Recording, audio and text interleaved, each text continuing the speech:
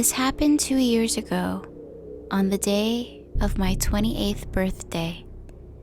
I was working at a small drive-thru coffee stand, about 30 minutes outside of Seattle. I'd been working there for about a year at this point, and was always scheduled to work the closing shift during the week and the opening shift on the weekends. In the 7 years that I have worked as a barista, I had never been confronted with a situation that challenged my feeling of security while working alone. And despite having heard numerous stories over the years of other baristas in the area who had suffered violent or dangerous interactions with some of their customers, I considered myself fortunate not to have to place myself among them. Unfortunately, that would change. It was Thursday, November 7th at 6:45 p.m. I was preparing to close the stand at 7 p.m., like usual. It was very rare that I would have customers come through the stand past 6:30, and because of this, I felt myself jump slightly when I looked up from the espresso machine I was cleaning to see a man standing behind the glass of the closed window beside me. Adding to my alarm was the fact that he made no noise whatsoever as he approached the stand, and made no attempt to grab my attention once he got there. Instead, he stood behind the window in complete silence, his mouth awkwardly fixed into an unnatural-looking smile.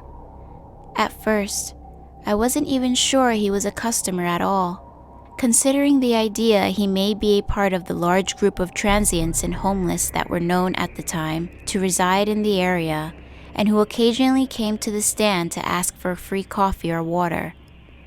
For safety reasons, I typically refrain from serving walk-up customers after dusk, but because he now knew I had seen him, the rules of good customer service required I at least acknowledge the fact he was there.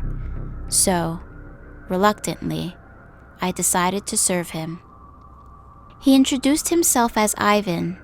He was around my age, seemed reasonably well kept in the sense his clothing and overall appearance looked pretty clean, and despite a slight Eastern European accent, his English was very good. His eyes, however, were utterly unnerving. His gaze made my stomach feel uneasy. Immediately, my intuition was alerting me that something about this individual was very wrong. Every red flag possible was beginning to show in my mind, and I could not shake the deep, almost overwhelming sense of darkness that I felt coming from this person. There was an evil in him that I couldn't ignore, though I would soon find out exactly why I was feeling that way. After greeting him as politely as I could manage, despite my growing hesitations, I began preparing my machine to make him a drink. However, he didn't seem to know what he wanted to order, and I asked him twice what I could get started for him before I silently recognized the fact he was very likely not here to place an order. Eventually, he abandoned ordering altogether and instead directed our interaction towards small talk. He asked me where I was from, how long I'd been working at the stand, etc. I answered each of these questions with short, curt answers, hoping my tone and clear lack of engagement would convey the fact I wasn't interested in continuing any further conversation, since he was not a paying customer and because I was about to close. After a long pause, he asked slowly, "So, do you have a boyfriend?" Annoyed, I replied curtly, "No." At this point, I was completely ready to end our interaction, so I told him that I needed to finish closing up so that I could go home. Upon hearing this, he walked away from the window he'd been standing at while saying that he was looking forward to seeing me again very soon. A minute or so passes, and he was out of sight. Yet, my gut told me he was not, however, far away. I could feel his dark energy nearby, and I knew he was watching me from somewhere beyond my line of vision. Cautiously, I closed up the stand, locked the doors and windows, walked to my car, and drove home. By the following day, I had all but forgotten the encounter I had with that guy and went to work as usual. 7 p.m. rolls around and once again, I'm just about to end my shift and close the stand. I'm nearly finished closing out the register when a brief moment of movement catches my eye from outside the window on the opposite side of the stand. I turn my head toward the area in question, and there, in full view of both me and the security cameras, stood the guy from yesterday. My stomach sank quicker than I knew previously to be possible, and I was immediately very aware of how cold it was inside that stand. He smiled at me with a predatory-like grin, waved, and then proceeded to pull open the closed window in front of him instead of waiting for me to cross the small distance within the stand that stood between us and open it for him, as I usually would. And although he didn't present himself aggressively, there was something incredibly threatening about his choosing to do that. It left me feeling helpless and hopelessly unsafe in that moment, and that was not a feeling I was familiar with, or, as I learned, particularly fond of. Once I was finally able to bring myself back into the present state of my mind again, I cleared my throat and told him as firmly as possible that I was off the clock, and I wouldn't be able to make anything for him as my machine was already cleaned and my register closed out for the day. His smile widened further as he replied, It's okay. I didn't come for the coffee. I came for you. Upon hearing this, I noticed a shift in the energy building between us. The fear I'd previously been overcome with now made a sudden and jolting transition into irritation. I don't care what you came for, I told him as sternly as I could manage. It's going to have to wait until tomorrow because I am closed. At this, he chuckled a bit before finally raising both his hands in an indication of surrender, saying, All right. Fair enough. His smile disappeared. His eyes became even more focused on me. His gaze intensified. Then, I will see you tomorrow, he said, in a way that felt less like a statement and more like a threat. I swallowed hard, and once he was out of view, I rushed to the window and slammed it shut, throwing the lock into place. Again, despite not being able to visibly confirm his presence nearby, I knew that he was there, and I could feel his eyes fixated upon me. I left the stand quickly and got into my car to drive home. This time, however, he remained heavily on my mind for the rest of the night, robbing me entirely of any sleep at all. The following morning was a Saturday, so per my usual schedule, I got up insanely early to work the 5 a.m. opening shift. I arrived at the stand at 10 minutes to 5, and for the first few hours of my shift, everything was as it would normally be. 8:30 rolls around and it's now finally no longer freezing and dark outside, as the November mornings here tend to be. The sun had broken through the clouds and was steadily burning them off. As I was admiring the weather out the window of the stand, I noticed a familiar truck approaching. As it neared closer, I recognized it as my ex-boyfriend, Jonathan. I found this exceptionally odd, as he and I were not currently on very friendly terms, due to his cheating that ended our relationship about 6 months earlier. He pulled up slowly to the ledge of the open window I was occupying. I asked him skeptically what he was doing here. I'm sure I'm probably not someone you were wanting to see today. I know. But I just wanted to come by and wish you a happy birthday and see how you're doing. Just as I was about to thank him for the birthday wishes and inform him that no, indeed, he isn't someone I'd want to see that day, I was still pretty hurt from his cheating. I noticed someone about 100 yards away approaching the stand on foot. It was Ivan. I whispered quickly to Jonathan that I needed him to stay here with me, even if another customer pulls in for service behind him, until the guy who just walked up is gone. I could tell he was able to register the fear in my eyes, and he agreed immediately to stay.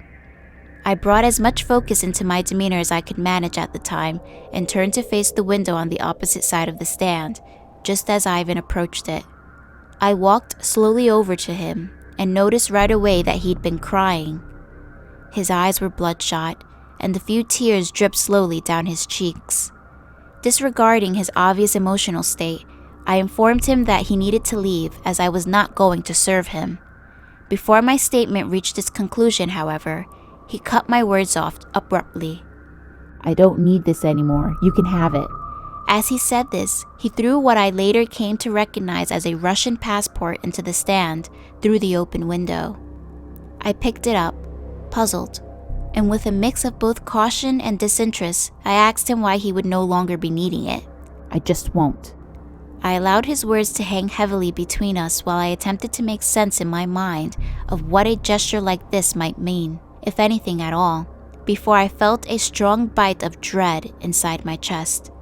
The fear crept slowly into my throat before finally escaping past my lips in an audible gasp, bringing Ivan the confirmation he'd been hoping for that I understood what was about to happen here.